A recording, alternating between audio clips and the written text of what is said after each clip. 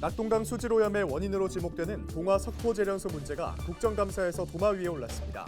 이철우 지사는 근본적으로 제련소를 옮겨야 된다며 종합적인 검토가 필요하다고 말했습니다. 고향사랑 기부제 시행을 앞두고 지역마다 조례 제정과 답례품 개발이 한창입니다. 경주시는 관광지 입장권, 체험권 등을 지급해 지역 경제를 활성화한다는 계획입니다. 문경세제 명승길의 문화해설 프로그램이 인기를 끌고 있습니다. 문경세제의 역사와 의미, 주변 명소에 대한 이야기를 전해주는 문경의 홍보대사, 문화관광 해설사를 만나봤습니다. 18일 저녁 대구시 달서구 학산에서 불이 나 1시간여 만에 진화됐습니다.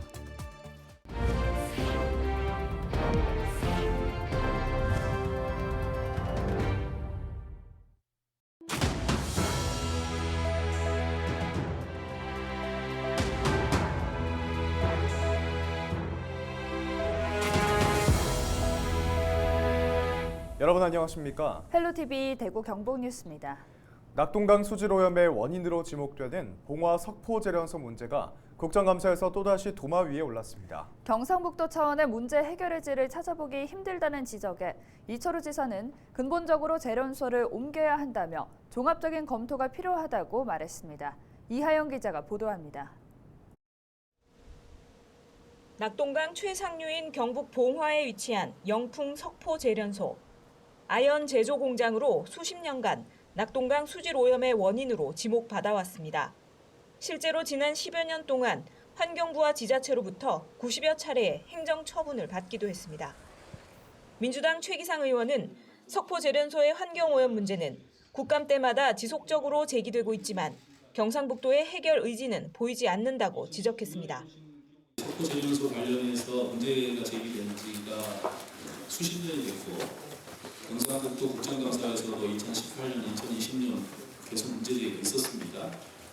올해 국정감사에서도 환경부에서 같은 문제제기가 있었고요. 근데 이에 대한 경상북도 차원의 해결책이나 해결 과정, 해결 의지를 찾아보기가 어려워서 이 같은 지적에 이철우 도지사는 근본적으로 제련소를 옮겨야 된다고 생각한다며 정부와 회사 등이 상의해 적당한 장소로 옮길 수 있도록 검토해야 한다고 밝혔습니다. 석포제련소는 그때는 거기에서 아이를 강산이 있기 때문에 제련소가 만들어졌고 70년대부터요.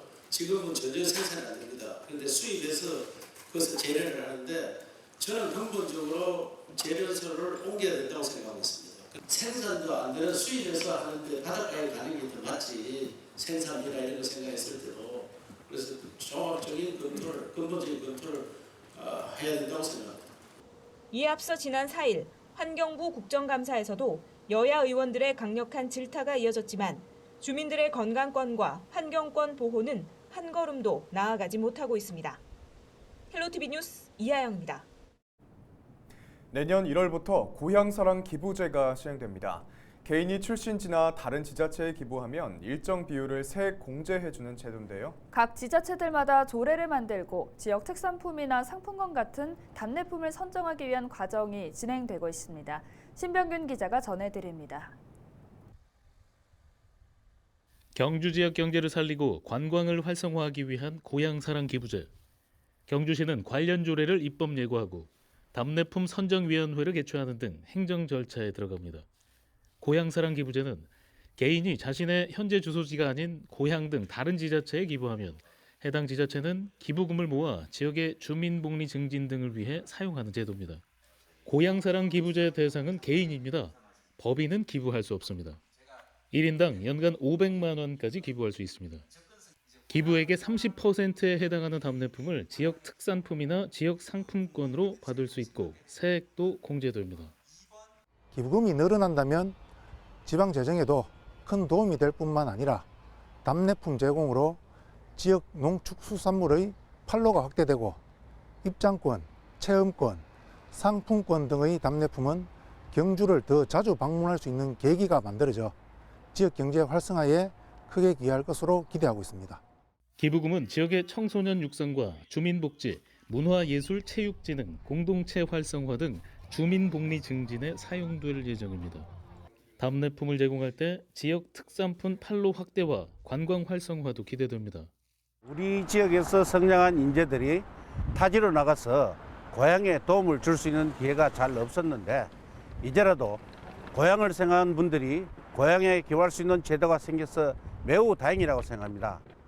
농어민에게도 큰 도움이 되고 찾아오는 관광객들도 늘었으면 하는 고향사랑 기부제가 건전한 기부 문화 확산과 경주 지역 경제 활성화로 이어질 수 있을지 관심이 모아지고 있습니다. 헬로티비 뉴스 신병균입니다. 가을이 깊어가면서 여행 생각하시는 분들 많을 텐데요. 특히 지역의 역사나 문화를 담고 있는 여행지를 더 자세히 들여다보고 싶을 때 인터넷 등을 통해 정보를 찾으시는 분들 많습니다. 하지만 현장에서 직접 전문가로부터 이야기를 듣는다면 그 여행의 즐거움이 훨씬 클 것 같습니다. 문경세제 명승길의 문화 해설 프로그램이 인기를 끌고 있다고 하는데요. 홍하영 기자가 현장을 다녀왔습니다. 문경세제 입구에 사람들이 모였습니다. 역사와 의미 등 문경세제의 이야기를 전문가로부터 직접 듣기 위해서입니다. 오늘의 해설사는 지난 9월 경북 스토리텔링 경진대회에서 대상을 받은 황유빈 해설사. 문경의 유래를 밝히며 본격적인 해설을 시작합니다. 이쁘고 경사스러운 소식을 듣다고 하니까 문경은 기쁜 소식을 듣고 경사스러운 조짐이 있다는 문희경서라는 말에서 온 지명입니다. 뜻이 좋을 뿐만 아니라 조선시대 부산에서 한양까지 가장 빠르게 갈 수 있던 길이라 과거를 보러 가던 선비들이 애용했습니다. 오가는 사람이 많다 보니 아름다운 풍경이 알려지며 이 길은 명승이 되었습니다. 역사의 문화의 최고의 길입니다, 선생님. 방문객들은 이름만 알았던 곳에 몰랐던 역사를 재미난 이야기와 함께 들을 수 있어 여행의 즐거움을 더할 수 있습니다.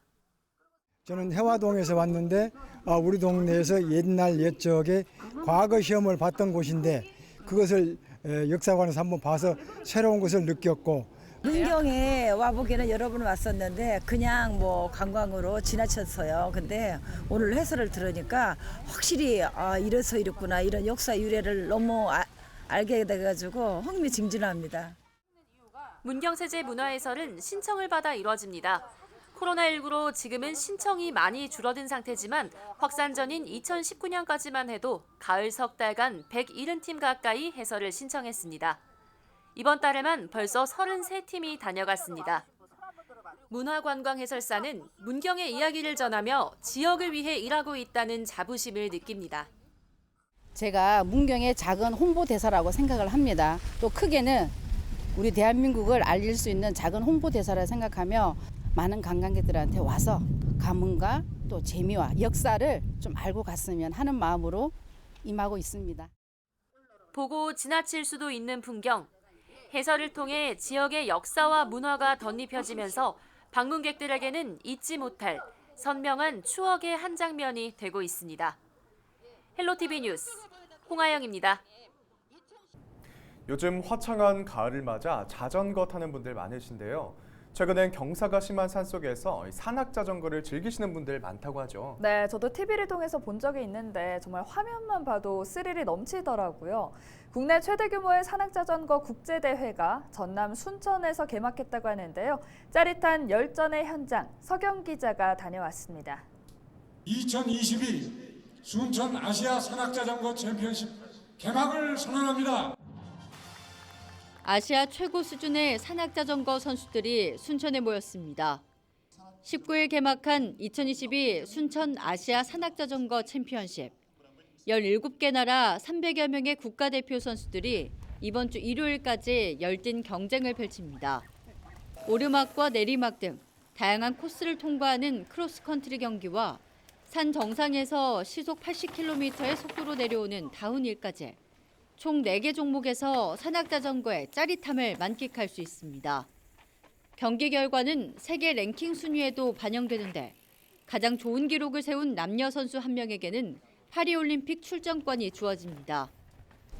기술적인 부분이 저의 장점이라 생각하는데요. 이제 코스가 많이 험하고 기술이 많이 필요하다 보니까 잘 할 수 있을 거라 생각합니다. 경기가 펼쳐지는 순천 용계산 MTB 경기장은 4.3km의 험준한 경사를 자랑합니다. 순천시는 이번 대회를 위해 3개월에 걸쳐 코스별 경기장을 완성했습니다. 주요 지점마다 안전요원과 의료진을 배치해 선수들이 부상 위험 없이 경기에 집중할 수 있도록 지원합니다. 이번 대회의 성공적인 운영뿐만 아니라 대회가 불편함이 없이 치러지도록 주최 도시로서 지원을 아끼지 않겠습니다. 선수단 여러분께서는 그동안 갈고 닦은 기량을 마음껏 펼쳐 좋은 성적을 거두시기 바랍니다. 산악자전거 대회는 스포츠와 레저, 모험이 결합된 익스트림 경기로 최근 세계적인 인기를 얻고 있습니다. 국내에서 12년 만에 열리는 이번 대회가 새로운 산악자전거 바람을 일으킬지 관심이 모아집니다. 헬로티비 뉴스 서경입니다.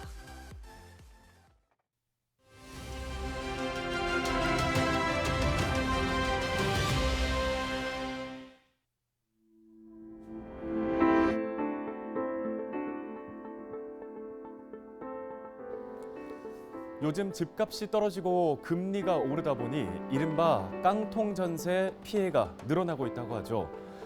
집주인이 집을 팔아도 은행 대출을 갚고 세입자에게 전세금을 돌려줄 수 없는 상황을 깡통 전세라고 하는데요. 일각에서는 이 전세 보증금을 올리기 위해서 감정평가사와 짜고 신축 빌라의 매매가를 올리는 사기 범죄도 늘고 있습니다. 부풀린 감정평가서를 이용한 깡통 전세 사고는 올해에만 427건 발생했고 사고 금액은 무려 1,000억 원에 육박하는 상황입니다. 이에 따라 국토교통부는 깡통 전세 사기의 주요 원인 중 하나로 지목된 부실한 감정평가와 관련한 규칙을 고친다는 방침인데요. 신축 빌라의 시세를 산정할 때 비교 대상이 되는 주택을 선정한 이유와 근거, 또 비정상적인 가격 거래 제외 등 세부 사항을 감정평가에 필수적으로 적도록 했습니다. 하루빨리 법률안이 개정돼 더 이상 피해를 보는 세입자가 발생하지 않도록 해야겠습니다. 데일리 브리핑이었습니다.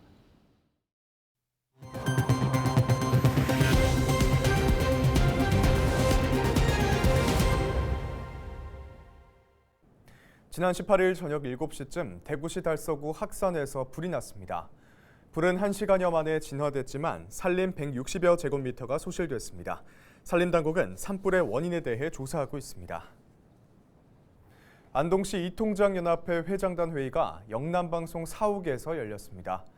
연합회는 이번 회의에서 모범반장 선진지 견학에 대한 재무보고와 다음 달 4일에 열릴 한마음체육대회 사업 계획 등을 점검했습니다. 안동시 24개 읍면동 이통장으로 구성된 연합회는 행정의 손길이 닿지 않는 마을 구석구석을 돌보며 주민 편의에 앞장서고 있습니다. 영주시의회가 19일부터 31일까지 13일간 제267회 임시회를 개최합니다. 이번 임시회에서는 우충무 의원이 발의한 영주시 청소년의회 구성 및 운영조례 전부 개정안을 비롯해 조례안 9건과 동의안 3건 등 총 13건의 안건을 심의합니다. 19일에 열린 제1차 본회의 5분 자유발언에서 김하숙 의원이 보훈 대상자의 처우 개선을 요청했고 이재원 의원은 영주시 대청소의 날 지정과 영농부산물 집중 파쇄 기간 운영을 제안했습니다. 문경시를 상징하는 대표 상징물 4개 작품이 선정됐습니다. 문경시가 민선 8기 출범과 함께 문경시의 중점 가치를 나타내는 대표 상징물을 공모한 결과 총 25명이 참여해 33건의 작품이 접수됐습니다. 시는 교수와 전문가로 구성한 문경시 대표 상징물 자문위원회의 심의 의결을 거쳐 대상, 우수상 등 총 4개 작품을 선정했습니다. 수상작에 대한 시상은 이달 중 진행될 예정입니다. 영양군이 농촌에 사는 남성 어르신을 대상으로 생활 요리 교육을 진행합니다. 영양군 농업기술센터가 지난 2020년부터 진행하고 있는 생활 요리 교육은 된장찌개와 무생채 등 누구나 손쉽게 만들어 먹을 수 있는 음식의 요리법을 알려주며 지역 어르신들에게 좋은 반응을 얻고 있습니다. 이번 교육은 다음 달 8일까지 매주 화요일마다 총 4차례에 걸쳐 진행됩니다. 이상으로 뉴스를 마칩니다. 저희는 언제나 지역민 여러분과 함께하겠습니다. 시청해주신 여러분 고맙습니다.